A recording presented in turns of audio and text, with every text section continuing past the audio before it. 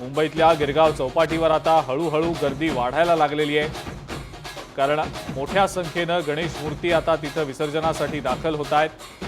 भूषण शिंदे आपले प्रतिनिधी आहेत आपल्या सोबत सध्या, त्यांच्याकडनं अपडेट जाणून घेऊया। भूषण, काय नेमकी सध्याची अपडेट आहे? कारण अनेक मोठ्या गणेश मूर्ती अजूनही या गिरगाव चौपाटीवर विसर्जनासाठी दाखल होत आहेत, संख्या काही कमी होताना दिसत नाहीये। भूषण,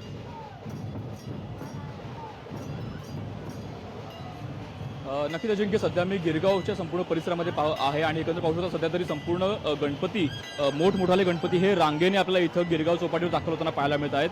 अगदी भव्य दिव्य आखीव रेखीव आणि सुबक अशा प्रकारे संपूर्ण आपल्याला गणपती पाहायला मिळत आहेत। आणि एकंदर दक्षिण मुंबईतील गिरगाव हे असं ठिकाण आहे की दक्षिण मुंबईतील सर्व गणेश मंडळ हे बहुतेक इथेच येतात आणि इथे बाप्पाचं विसर्जन इकडे पार पडलं जातं। अशा प्रकारे संपूर्ण गिरगावचा परिसर आहे। एकंदर संपूर्ण गिरगावच्या रस्त्यावरती आपल्याला दुतर्फा मोठी गर्दी पाहायला मिळत आहे। अगदी तुडुंब हा संपूर्ण गर्दीने तुडुंब हा संपूर्ण परिसर सध्या आपल्याला ओसंडून वाहताना पाहायला मिळत आहे। आणि एकंदर प्रत्येक मंडळाचे गणपती इथं आपल्याला एक एक करून रांगेने इथं अगदी शिस्तबद्ध पद्धतीने इथं आपल्याला येताना पाहायला मिळत आहेत। आणि प्रत्येक जणाच्या मनामध्ये हीच भावना आहे की साधारण मागील 10 दिवस बाप्पाची मनोभावे सेवा केली, बाप्पाला गोडाधोडाचं नैवेद्य दिलं, त्यानंतर बाप्पाला आज निरोप देताना काहीसा भाऊक अशा प्रकारे हा क्षण आहे। आणि एकंदर या संपूर्ण क्षणाचा क्षण हा प्रत्येक जण इथं प्रत्येक गणेश भक्त आपल्याला अनुभवताना पाहायला मिळत आहे।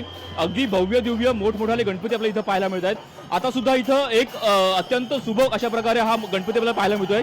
साधारण 20 ते 25 फूट इतकी उंची, भव्य उंची या संपूर्ण गणपतीची आहे।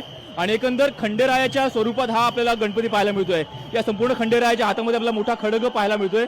आणि एकंदर या गणपतीनं हातामध्ये त्याच्या मोठी खड्ग आहे, तलवार आहे, मागे खंडेरायाचा जो घोडा आहे तो घोडा आपल्याला उधळलेला घोडा पाहायला मिळत आहे।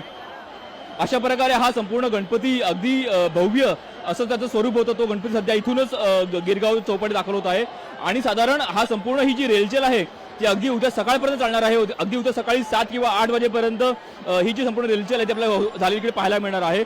साधारण लालबागचा राजा हा साधारण 5 वाजता सकाळी गिरगावमध्ये पोहोचतो, त्यानंतर साधारण 7 वाजता त्याची महाआरती पार पडते आणि साधारण 8 वाजता लालबागच्या राजाचं देखील विसर्जन इकडे पार पडतं। अशा प्रकारे संपूर्ण सोहळा जो आहे तो इथं पाहण्यासाठी, याची डोळा पाहण्यासाठी अनेक नागरिक अगदी दुरून आपल्याला इथं आलेले पाहायला मिळत आहेत। मुंबईच्या कानाकोपऱ्यातील नव्हे तर फक्त महाराष्ट्राच्या कानाकोपऱ्यातील नव्हे तर अगदी देशभरातून इथे आपल्याला नागरिक आलेले पाहायला मिळतात। मागे सुद्धा राजस्थानमधून सुद्धा एक काही मंडळ होती तिथे आपल्याला आलेली पाहायला मिळाली।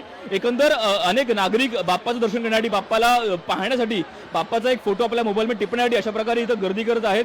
आणि अत्यंत तुडुंब हा संपूर्ण परिसर आपल्या गर्दीनं व्यापलेला पाहायला मिळत आहे।